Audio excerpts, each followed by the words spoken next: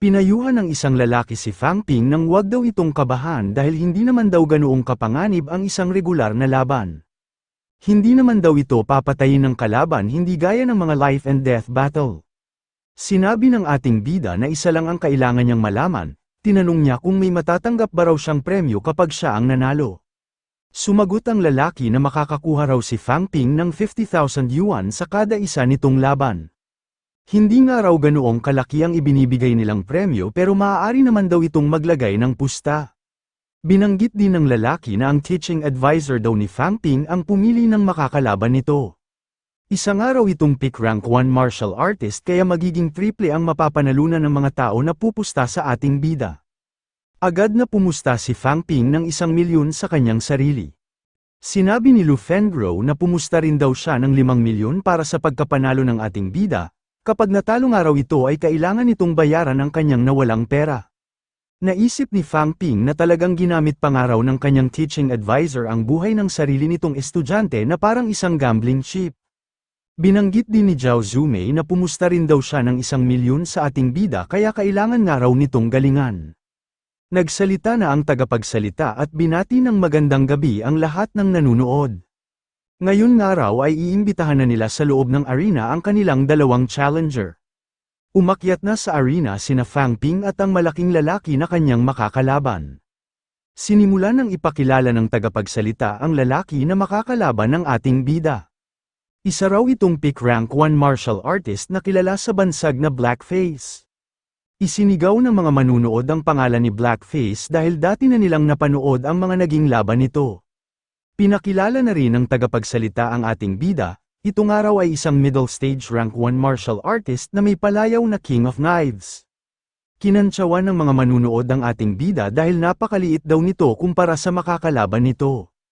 Mukhang aaksayahin nga lang daw ng batang ito ang kanilang mga oras. Natawa si Zhao Zumei at sinabi na napakatanga naman daw ng pangalan na ginamit ni Fang Ping. Talagang King of Knives pa raw ang ginamit nito gayong hindi naman ito gumagamit ng mga kutsilyo.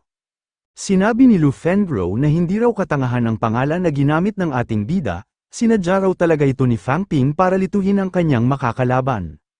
Naguluhan si Zhao Zumei sa kanyang narinig kaya ipinaliwanag ito ng mabuti ni Lu Fengro. Sinabi ni Lu Fengro na bihasa nga raw sa paggamit ng sibat si Lu Yixuan pero nagtuturo rin daw ito sa mga estudyante ng paggamit sa ibang mga sandata. Si Lion Tang naman daw ay bihasa sa paggamit ng kamao at mga paa pero marunong rin daw itong gumamit ng iba't ibang klase ng sandata. Kahit nga raw may kanya-kanya na silang specialized technique ay inaaral pa rin nila ang paggamit sa ibang mga sandata, dahil alam nila na hindi sila kakaawaan ng kanilang kalaban sa sandaling hindi nila magamit ang teknik kung saan sila pinakabihasa. Sinabihan ni Lu Fengro si Zhao Zumei nang kailangan daw nitong matutunan na hindi dapat ito nagpo-focus sa pangalan o specialized technique ng isang tao, dahil mas madali itong malilinlang ng mga taong makakalaban nito. Agad namang isinulat ni Zhao Zumei ang mga bagong kaalaman na itinuro ng kanyang teaching advisor. Sinabi ni Fang Ping sa makakaharap niyang lalaki na ito pa lang daw ang unang beses na sasalang siya sa ganoong klase ng arena kaya medyo nakakaramdam daw siya ngayon ng kaba. Binanggit din ng ating bida na isa lang naman daw friendly match ang kanilang paglalaban, kaya wag daw sana siya nito masyadong sasaktan. Kapag napagtanto niya nga raw na wala siyang pag-asang manalo ay agad naman daw siyang aatras. Tumugon si Blackface at sinabi na tingnan na nga lang daw nila kung ano ang kahahantungan ng kanilang laban. Sinabihan ni Fang Ping si Blackface nang wag daw itong masyadong seryoso dahil mas lalo raw siyang kinakabahan. Iminungkahi niya rin na hindi naman nila kailangang maglaban ng matindi dahil isa nga lang daw itong regular na laban. Naiirita na si Blackface nang dahil sa kaingayan ng ating bida. Hanggang sa idineklara na ng tagapagsalita na umpisahan na raw ang laban. Agad na umatake si Fang Ping noong marinig na niya ang hudyat, sa isang iglap lang ay nakadikit na agad ito kay Blackface. Binalaan ni Fang Ping si Blackface na aatakihin niya raw ito gamit ang kanyang paa. Nainis si Blackface dahil sinamantalang araw siyang atakihin ng ating bida kung kailan siya hindi nakahanda. Habang dumidepensa ay naisip niya rin na hindi nga lang daw isang ordinaryong middle stage rank 1 martial artist ang ating bida. Sa patuloy na pag-atake ng ating bida ay napapaatras na nito ang kanyang kalaban. Nagalit ang mga nanunood at sinabihan si Blackface ng bakit hindi nga raw ito lumalaban. Huwag nga raw itong maawa porket isa lang baguhan ang binata na kalaban nito. Nagbabala ulit si Fang Ping na abangan daw ni Blackface ang pag-atake na gagawin niya gamit ang kanyang paa. Agad na umatake si Blackface dahil parang pinagmumukha nga raw siyang tanga ng ating bida.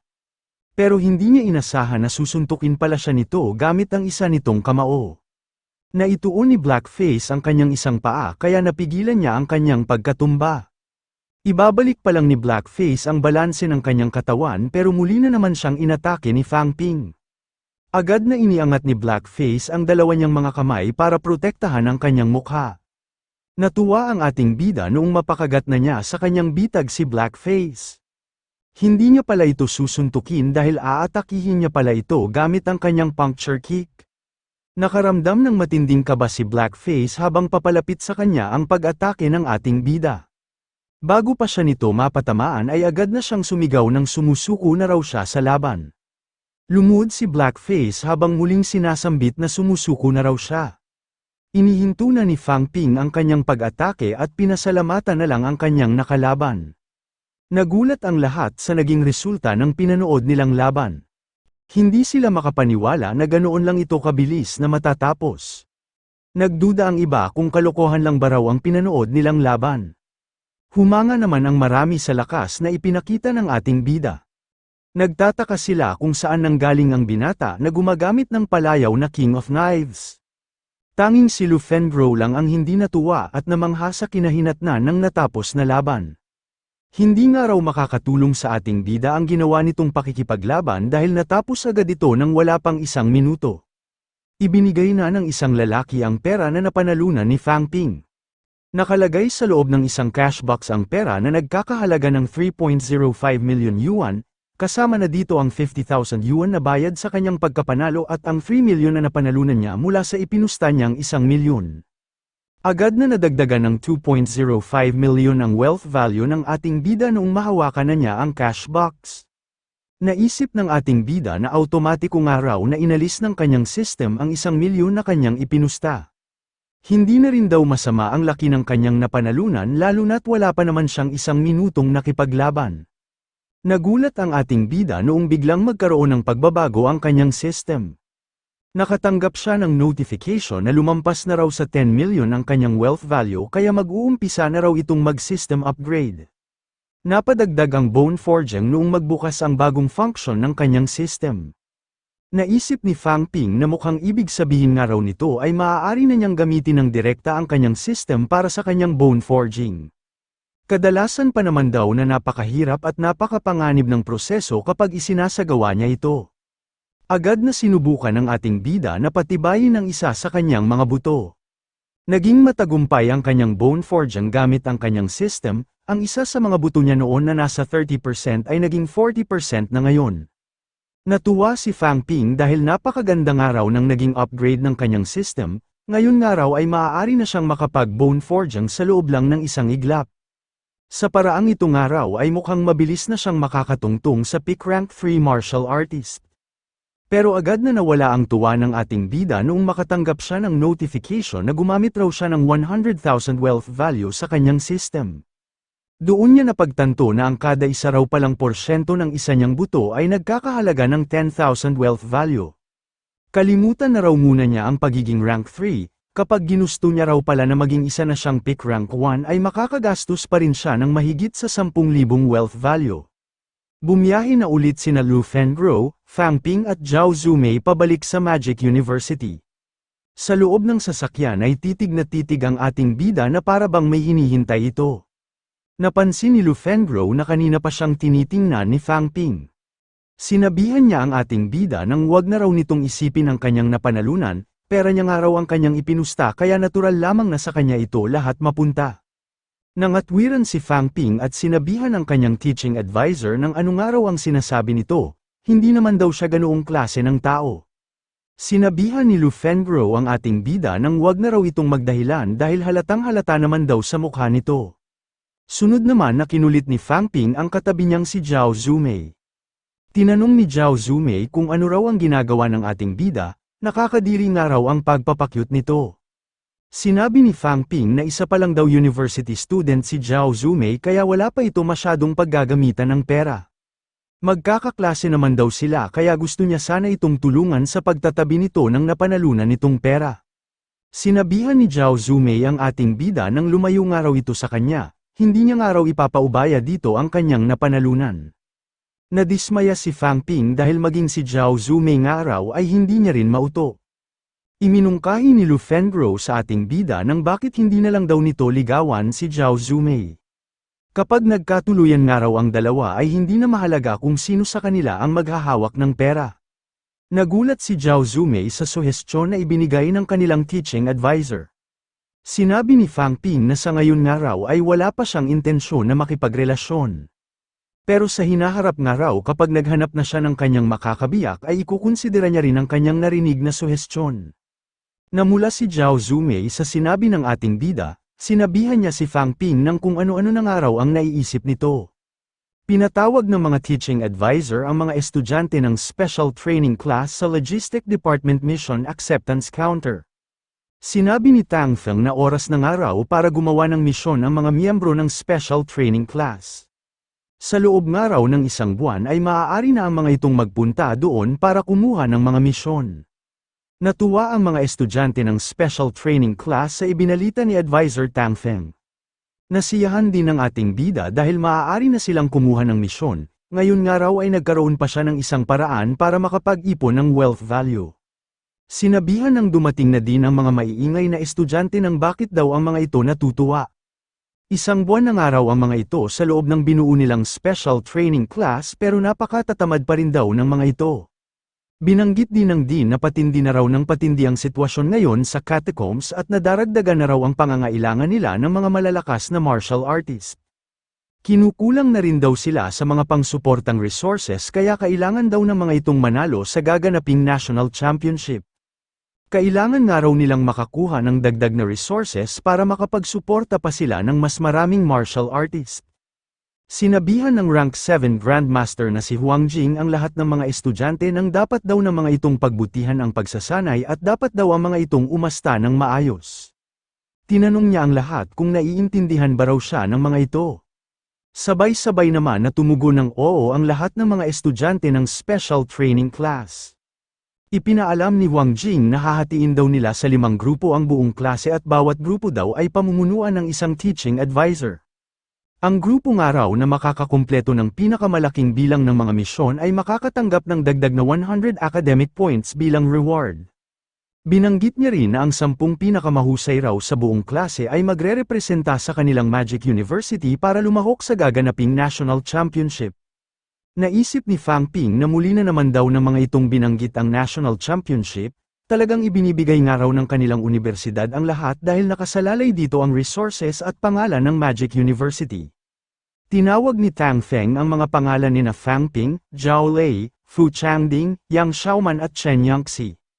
Ang 5 itong araw ang napili nilang team leaders nang dahil sa natatangi ng mga itong kakayahan. Sinabi rin ni Tang Feng na hanapin na lang daw ng mga estudyante kung saang team nakalagay ang mga pangalan ng mga ito at nang makilala na agad nila ang kanilang mga makakasama. Napunta sa team ng ating bida ang lalaki na nasa ika-39 na pwesto ng special training class na si Zhao Qing.